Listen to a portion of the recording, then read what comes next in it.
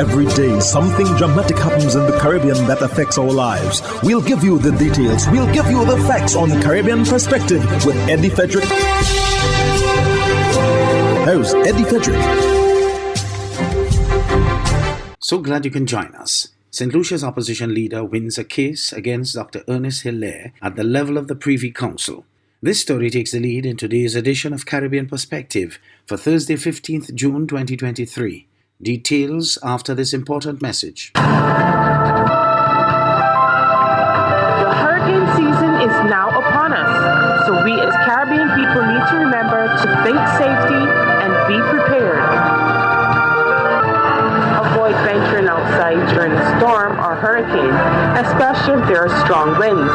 Rooftops and other debris are often blown about and can cause great damage.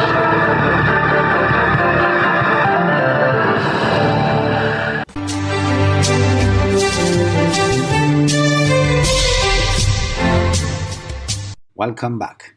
Dr. Ernest Hilaire has lost an appeal brought before the Privy Council against opposition leader Alan Chastany. The matter stems from a libel suit by Hilaire against Chastany, and which was filed and pursued under the laws of St. Lucia. However, Chastany defended his actions by using the English statute law and not the St. Lucian statute law, a decision that sided with by the Eastern Caribbean Court of Appeal and subsequently supported by the Privy Council. Zane Romulus of the DBS News World reports.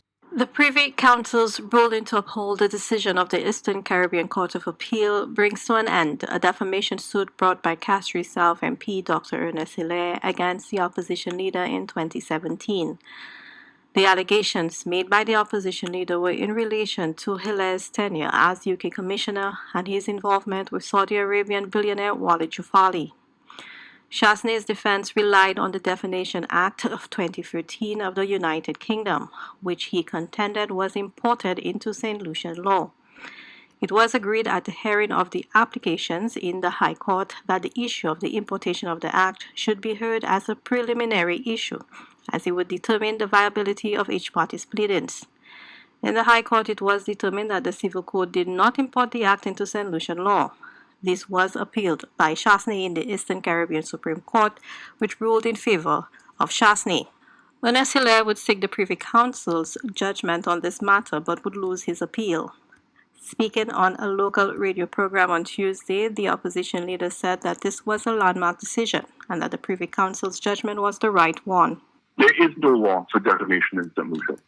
So it became, at some point, you would have had to have imported British law, and when was that time relevant? We appealed the case, and the case went to the OECS Appeals Court, and the Appeals Court overruled the decision of the High Court and ruled that our interpretation of the law was correct.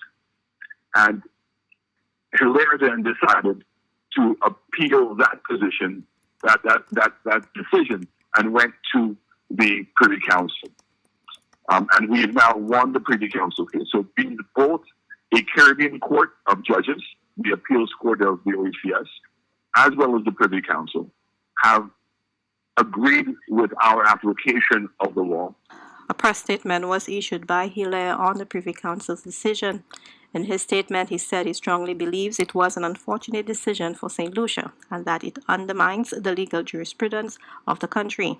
Chastany says Hilaire's response reflects the arrogant attitudes of the members of the SLP administration and that he needs to accept that his interpretation is wrong. The arrogance being that they want to interpret the laws as they see fit.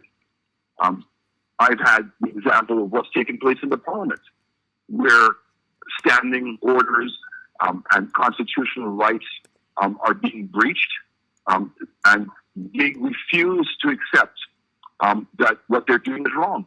The same way that Hilaire has refused to accept the rulings of the court and wants to bring in prejudice and pre-colonial times. Look, this decision was made, as I said, very importantly, by both judges from the Caribbean, the OECS Court of Appeal, and the Privy Council. In a statement, Hilaire acknowledges that the decision could not be appealed any further. He also indicated that he is awaiting the advice of the Attorney General on the corrective measures that would need to be taken to ensure that the law of St. Lucia is certain and not left with such ambiguity. For the DBS News World, I am Zain Romulus. In the meantime, Foreign Affairs Minister Alva Batiste has responded to allegations of lavish spending and frivolous trips made in a United PAC online post over the weekend. Zain Romulus again of the DBS News World filed this report. External Affairs Minister Alva Baptiste is unperturbed by allegations of extravagance while on government-funded trips. The minister has set the record straight on an allegation made by UWP-friendly social media pages, which claim he had been granted $14,000 to attend a meeting between heads of government and the U.S. Vice President in the Bahamas. While he did authenticate the check, he, however, says the monies were not for last week's meeting. The check that they said was for Bahamas actually is for an upcoming trip to Washington, D.C. in the OAS General Assembly. Okay? Now, we go into the United States of America. It's not for 1 or 2 days. It's for a period of time where you represent your country on specific issues. And $14,000 was just blown out of proportion as if, somehow the minister goes into a bucket and pick up $14,000. You're attacking public officers when you say that $14,000 is X, Y, or Z. On the matter of claims of frivolous trips, the minister has counteracted, stating that he is the least traveled minister in the OECS. Additionally, he says his trips have always borne financial gains for the country. Alva Baptiste came from an aviation background. Planes and air traffic control and airports have been my life. I don't like to be on an aircraft 17 hours going to Taiwan. It impacts your health. When you fly often, it's not something that you like. But I'll tell you, God gave me some specific talents to be utilized for the benefit of mankind. And I shall utilize my talents for the glory of God. And I will always advance the interests of my people, no matter how painful it is. The minister says he will not be moved by the attack on his character, but will continue to use his God-given talent to serve the people of St. Lucia as a true politician.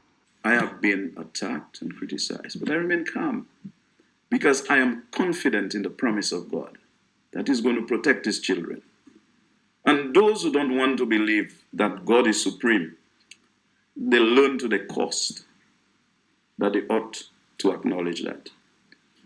I do not feel I'm superior to anybody. I learned from the Bible when Nebuchadnezzar believed that he was great and God asked him, and in fact, instructed him to go to the fields and eat grass like cattle until he repented and acknowledged the glory of God. For the DBS News World, I am Zain Romulus.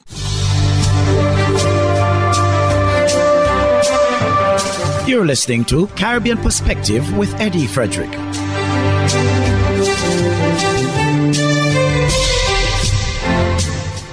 In this developing story, 12 of the 14 Jamaican opposition members of parliament have written letters to remove Mark Golding as the leader of opposition in the parliament, following discord over their recent pay hike. CVM Live's Nika Lewis has more. The minister, who has held many portfolios to present, including information, assures his audience in St. Catherine the unified front being presented by the opposition was just that, a front. I know who to get information, both inside and outside of the party, and both inside of the PNP and outside. And I can tell you, when Mark Golding jump out and contradict Julian Robinson, the shadow minister of finance, who said they welcome and have no issue with the salary increase. Because he have the logo money. Of course, the controversial politician didn't stop there. He went further to highlight the trouble that now besets the opposition, though seemingly vocal on the pay hike.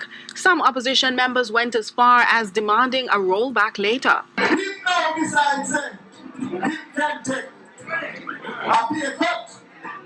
And he is encouraging, almost insisting, that the other 13 MPs on that side will see him. But I can take a say 12 out of Write the letter to remove him as leader of opposition into parliament and let them say, I'm not the money. Insisting on giving the people more than they bargained for, he revealed the names of the two MPs who he said didn't sign the letter. It's only Angela Brownberg and him was the two against the rest of the 12. And they said, anyhow, the talk about salary increase again. See the letter here. It's just a signature and bring up on it. And we sign it and remove your portrait. Come on, hypocrite! Don't mind hypocrite! Vaz was addressing a JLP divisional conference in St. Catherine on Sunday. Nika Lewis, CVM Live. Over in St. Kitts, the Prime Minister and Minister of National Security, Dr. Terence Drew, the representative of constituency number 8, introduced in the National Assembly the Firearms Amendment Bill 2023 for its first reading.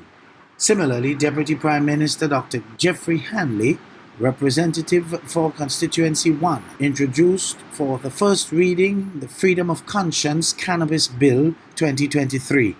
Glenn Bart of SKN Newsline reports. The readings were performed by the Clerk of the National Assembly. A bill to amend the Firearms Act, Cap 19.05, and for matters connected therewith, otherwise known as the Firearms Amendment Bill 2023. The bill entitled Firearms Amendment Bill 2023 has been read for first time. Next bill. The question is that the bill entitled Freedom of Conscience, Cannabis Bill 2023 be read a first time. Those in favor? Those against? The ayes have it. A bill to facilitate the personal cultivation by adults of cannabis for private use in a secured area within a private residence, and the personal possession and use of cannabis in certain public places within designated smoking areas, and for the enjoyment of persons' freedom of conscience, including freedom of thought and of religion, and for related matters, otherwise known as the Freedom of Conscience Cannabis Bill 2023. During the sitting of Parliament, several representatives took the opportunity to update the country on matters pertaining to their portfolios.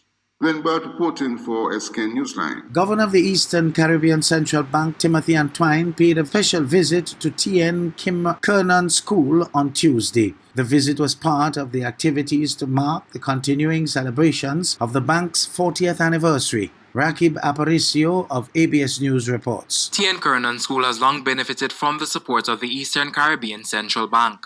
The school is a part of the ECCB's mentorship program. Governor of the Eastern Caribbean Central Bank, Timothy Antwine, breaks down the role of the ECCB. Our EC dollar, we keep that strong, yes? The money that you spend, the notes and the coins, we work hard to keep that strong, very strong. Secondly, we keep your savings safe. Through the mentorship program, students receive financial literacy tutoring through the ECCB and its partners as early as grade 4. The ECCB governor shares this advice with the students. Discipline is the price for the future you want. You get to decide that future. Once you envision what it is that you want for your future, then you have to work hard towards it. But remember, you're not working hard for somebody else. You're working hard for you. To celebrate the relationship between the school and the central bank, Governor Antwine joined the students to plant 2 trees courtesy of the Department of Environment. Rakib Aparicio reporting for ABS News. Hubbard's is once again innovating the way you shop with its new online store, providing 24-hour shopping convenience. You can shop now for appliances, hardware, houseware, building material, and more. Free delivery island-wide. Start shopping now at hubbardshardware.gd. Safe, convenient, reliable.